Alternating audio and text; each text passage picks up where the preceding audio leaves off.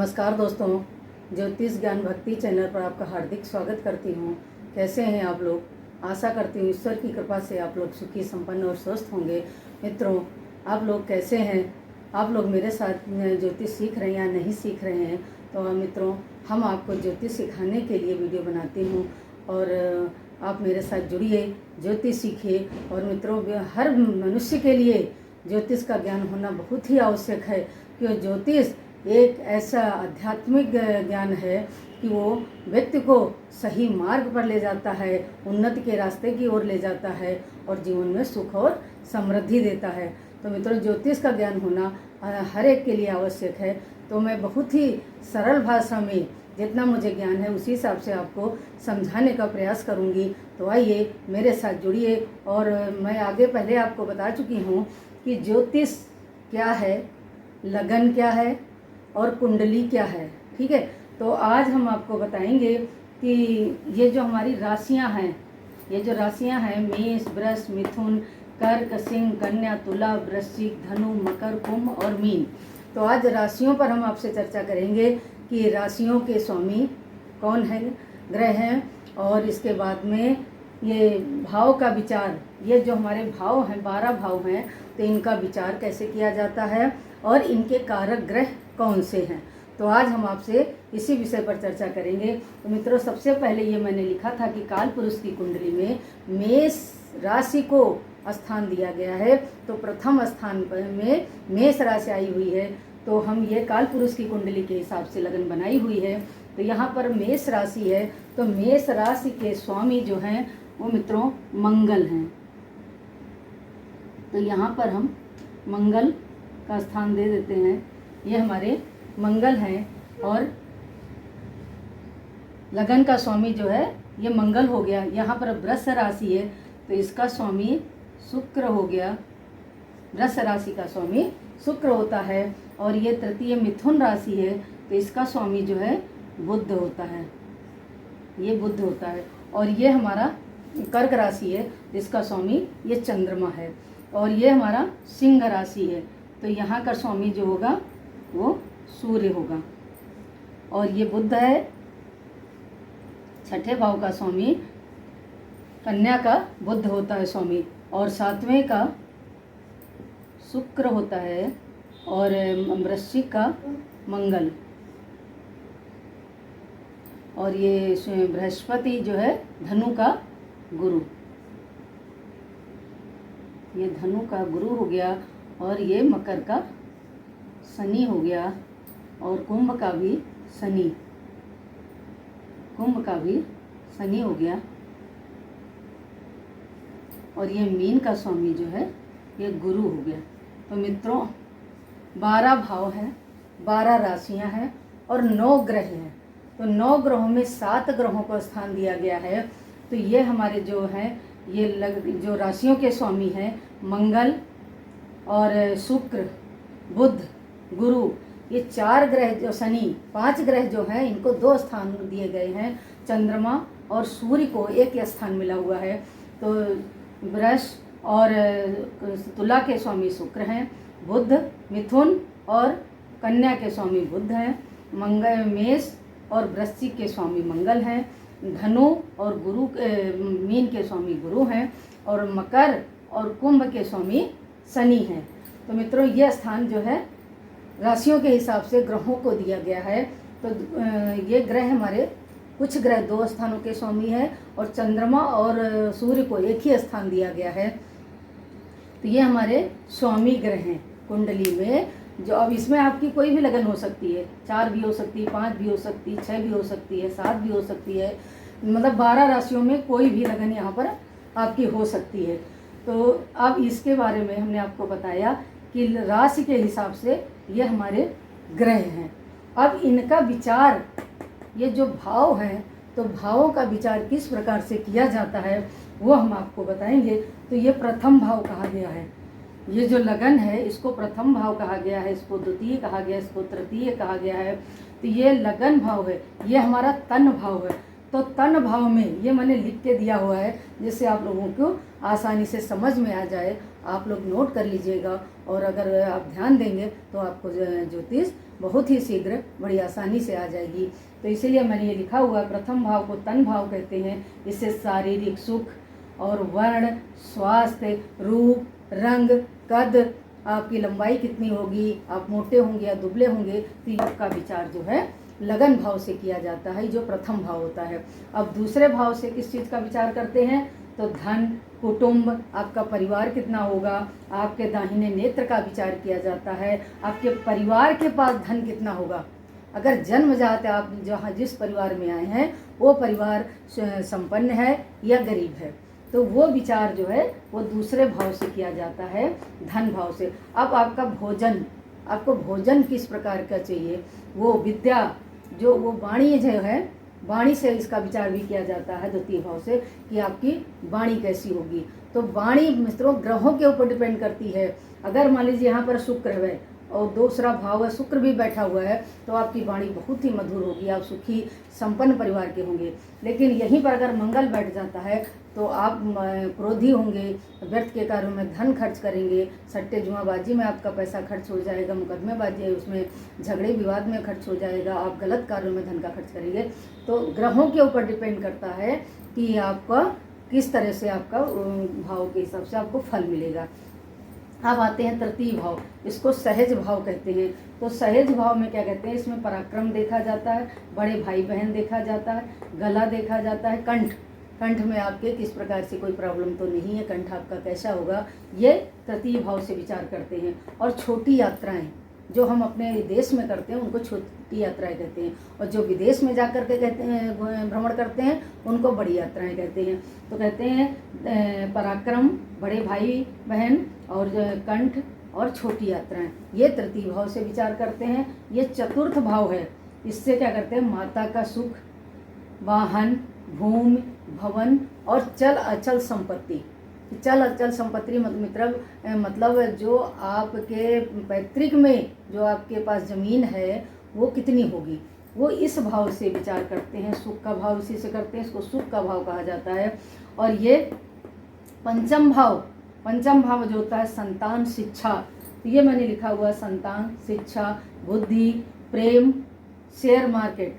प्रेम मतलब आप प्रेम संबंध आपके आप कैसे होंगे, आपका प्रेम लोगों के साथ कैसा होगा, आप प्रेमी होंगे या क्रोधी होंगे, ये सब जो है पंचम भाव से विचार करते हैं। और ये छठवां भाव मित्रों, इसको रोग भाव कहते हैं। तो इससे कहते हैं रिपु, रोग, शत्रु, चिंता, घाव और मामा की तरफ से आपका व्यवहार कैसा होगा, सुख मिलेगा, दुख मिलेगा, उनके संबंध अच्छे होंगे कि नहीं होंगे। तो मामा का विचार भी इसी छठे भाव से किया जाता है। और अपने आपके मित्रों का भी विचार चतुर्थ और छठे भाव से भी किया जाता है। इसके बाद आता है सातवां भाव, इसको कहते हैं स्त्री सुख। ये सप्तम भाव विवाह का होता है, तो विवाह, स्त्री सुख और व्यापार, वो जो विचार है वो सप्तम भाव से किया जाता है कि सप्तम भाव में कौन सी राशि है, कौन सी ग्रह बैठा हुआ है, उसको देखकर विचार किया जाता है कि आपका वैवाहिक जीवन कैसा रहेगा। अब आते हैं, ये है वृश्चिक राशि, यहाँ पर इसका स्वामी मंगल है। लेकिन मंगल अष्टम भाव में, मंगल के अलावा अगर कोई दूसरा ग्रह बैठा है तो इसका प्रभाव बदल जाएगा। तो मित्रों ये आठवें भाव का जो बताया गया है, जीवन, आयु, संकट, बाधाएं, गुप्त रोग और गुप्त रिसर्च, जैसे आपको आध्यात्मिक ज्ञान, अचानक कोई घटना घट जाए, वो आठवें भाव से देखते हैं। और इसके बाद नवां भाव जो आता है वो ये है, नवम भाव धर्म का भाव कहा गया है। तो इसमें क्या कहते हैं, उन्नति, तीर्थ यात्रा, पिता, धर्म और आपके पुण्य, आपके जीवन में कितना पुण्य अर्जित किया है, या अपने जन्म से पहले आपने कितना क्या पुण्य आपने किया हुआ है, क्या लेकर के आए हैं, तो वो सब नवम भाव से विचार किया जाता है। और ये है दसम भाव, ये आपका कर्म भाव है, इसको आपकी जीविका के लिए भी विचार किया जाता है, आपके व्यापार के लिए भी किया जाता है, आपकी नौकरी के लिए भी किया जाता है। यश, सम्मान, मान सम्मान आपको कितना मिलेगा, वो इस भाव से विचार किया जाता है। तो कहीं कहीं पर इससे व्यापार में उन्नति कितनी होगी, नौकरी में कितनी उन्नति होगी, आपको प्रमोशन कितना होगा, वो सब इस भाव से विचार किया जाता है। और ये है कुंभ राशि और एकादश भाव, तो ये शनि का भाव कहा गया, कुंभ राशि में शनि है और ये एकादश भाव ये आय का भाव कहा गया है। तो आय के भाव में कहते हैं कि धन लाभ पुरस्कार, जैसे आपने कहीं कोई खेल कूद में प्रतियोगिता में भाग लिया है तो उसमें आपको सफलता मिली है कि नहीं मिली, आपको किस प्रकार का पुरस्कार मिलेगा, तो इस भाव से के द्वारा पता किया जाता है 11वां भाव। ये 11वें भाव से पता किया जाता है कि धन लाभ होगा, आपका पुरस्कार मिलेगा, आपकी समृद्धि कितना होगी और आपकी आय कितनी होगी, और आपकी आयु अचानक जो घटनाएं घटती हैं उसका विचार भी 8वें और 11वें से किया जाता है। तो ये और 12वां भाव जो है, ये 12वां भाव कहते हैं व्यय का भाव है। हानि खर्च दंड, जैसे आपने अचानक किसी से झगड़ा कर दिया या किसी से बात विवाद हो मारपीट कर दी तो कारागार में आपको जेल हो गई तो उसमें दंड भी मिलता है। घर में अगर माता पिता भी मार देते हैं तो उसको भी दंड ही की भाषा में ही बोला जाता है कि आपको में प्रताड़ित किया गया। तो ये इसमें कहते हैं हानि खर्च दंड कारागार शयन कक्ष। शयन कक्ष मतलब विवाह के बाद में यहाँ पर कौन सा ग्रह बैठा हुआ है, कौन सी राशि है, ये भाव कितना एक्टिवेट है, उसी प्रकार से आपको वैवाहिक सुख भी मिलेगा या नहीं मिलेगा, वो इस भाव से 12वें भाव से विचार किया जाता है। और इसके बाद में मोक्ष अंतिम भाव है ये मोक्ष का। अगर आपका 8वां भाव अच्छा है और इसके अलावा अगर आपने कोई पुण्य किए हुए हैं तो अंत में मोक्ष की प्राप्ति ये आपको 12वां भाव दिलाएगा। तो मित्रों अभी मैंने बताया कि ये राशियों के स्वामी, ये राशियों के स्वामी हैं, आप देख लीजिए। इसके बाद में भावों का विचार, ये भाव कहे गए हैं। तो ये जो 12 भाव हैं मैंने इनका विचार आपको बताया है। मैंने लिख के इसलिए बता दिया है कि जिससे आप लोग नोट कर लें और आपको याद हो जाए। अब इसके बाद कहते हैं ये जो लगन है, ये भाव हैं, इनके कारक ग्रह कौन से हैं। कारक ग्रहों का भी विचार करना भी आवश्यक हो जाता है। अगर कारक ग्रह अपने अपने भाव में बैठे हैं या बली हैं या कहीं से दृष्टि डाल रहे हैं तो वो भाव आपका अधिक बली होता है और आपको सुख भी मिलता है। उस भाव के हिसाब से आपको उसका फल भी अच्छा मिलता है। तो कहते हैं लगन के स्वामी जो हैं, लगन भाव राशि नहीं, लगन भाव के स्वामी सूर्य हैं और दूसरे भाव के स्वामी बृहस्पति कहे गए हैं, तीसरे भाव के स्वामी मंगल कहे गए हैं, चतुर्थ भाव के स्वामी जो है चंद्रमा और बुध हैं। अगर चंद्रमा और बुध यहाँ पर बैठा है तो आपको पारिवारिक सुख, माता का सुख, धन संपदा अधिक मात्रा में मिलेगी, आप बहुत ही सुखी संपन्न व्यक्ति होंगे। और ये पंचम भाव में बृहस्पति को कहा गया है कि यहाँ पर अगर बृहस्पति कहीं से भी दृष्टि डाल रहा है तो आपकी शिक्षा अच्छी होगी, आप नौकरी भी अच्छी करेंगे और आपकी संतान भी होगी और आपको जीवन में सुख भी मिलेगा और आपके प्रेम संबंध भी अच्छे होंगे। तो वो पंचम भाव से विचार करते हैं। इसके बाद छठे भाव से विचार करते हैं। में जो छठा भाव है यहाँ पर शनि और मंगल को स्थान दिया गया। यदि शनि और मंगल में से कोई ग्रह यहाँ पर है तो मित्रों आपके अगर रोग भी हैं, आपके कष्ट होंगे तो आप उसका सामना कर लेंगे। लेकिन अगर यदि कोई दूसरा ग्रह है तो उसमें आपको मतलब कठिनाइयों का सामना करना पड़ता है। रोग जल्दी आपका पीछा नहीं छोड़ते हैं, शत्रु आपके पीछे पड़े रहते हैं। अगर यहाँ पर कोई शुभ ग्रह है तो शत्रु आपका फायदा उठाने का प्रयास करेंगे और मंगल और बुध है तो शत्रु आपसे पराजित होंगे, हमेशा आपसे डरे हुए रहेंगे, आपका कुछ भी नहीं बिगाड़ सकते हैं। तो यहाँ पर शनि और मंगल को स्थान दिया गया है। मित्रों यहाँ पर जो है सप्तम भाव, इसके स्वामी भी सप्तम भाव में राशि के स्वामी भी शुक्र हैं और इस भाव के भी स्वामी शुक्र हैं। शुक्र 7वें भाव के स्वामी और वैवाहिक सुख में और संपदा के लिए, वाहन के लिए जो है सप्तम भाव को माना गया। अगर शुक्र अच्छा है या सप्तम भाव अच्छा है तो आपका वैवाहिक जीवन भी बहुत ही सुखी होगा। और ये है इसके बाद में 8वां भाव जो है ये आयु का भाव है। तो आयु का भाव इसके स्वामी शनि कहे गए हैं। अगर यहाँ पर शनि बैठे हुए हैं तो आपको मृत्यु तुल्य अगर कष्ट होना है तो आप रोग के अस्पताल में जाकर के इलाज करा करके और लंबे बीमारी होगी परंतु आप ठीक हो जाएंगे। और इसके अलावा अगर और कोई ग्रह होगा, राहु होगा या और मंगल सूर्य होगा तो आपको कष्ट अधिक होगा जीवन में। तो ये आयु का भाव कहा गया है। और ये गुरु, ये 9वां भाव है, इसके स्वामी सूर्य और गुरु, इसको पिता का भी स्थान कहा गया है। तो इसके 9वां राशि के स्वामी गुरु हैं और इसके भाव के कारक जो हैं वो भी गुरु और सूर्य कहे गए हैं। यहाँ पर अगर सूर्य बैठा है तो आप ही बहुत ही बुद्धिमान, बलशाली और धर्म के प्रति आपकी आस्था होगी, गुरुओं का सम्मान करने वाले होंगे। अगर 9वां भाव आपका एक्टिवेट है, इसका कारक अच्छा है तो आपका धर्म के प्रति आपकी आस्था अधिक होगी। अब यहाँ पर 10म भाव में, 10म भाव के कारक जो है ये सूर्य, बुध, गुरु और शनि कहे गए हैं कि एक कर्म भाव कहा गया है। तो कर्म भाव शनि जो है ये श्रम करने में, मेहनत करने में बहुत ही सहयोग देते हैं। तो शनि को स्थान इसीलिए दिया गया है कि अगर यहाँ पर कोई शुभ ग्रह है तो आप आलसी होंगे, आपको कार्य करने में मन नहीं लगा, 2 घंटे काम करेंगे तो 4 घंटे आराम करेंगे। और यदि अगर शनि बैठा हुआ है तो आपके मन में ये होगा कि अगर मैंने इस काम को शुरू किया है तो इसको पूरा करके ही हम तब विश्राम करेंगे।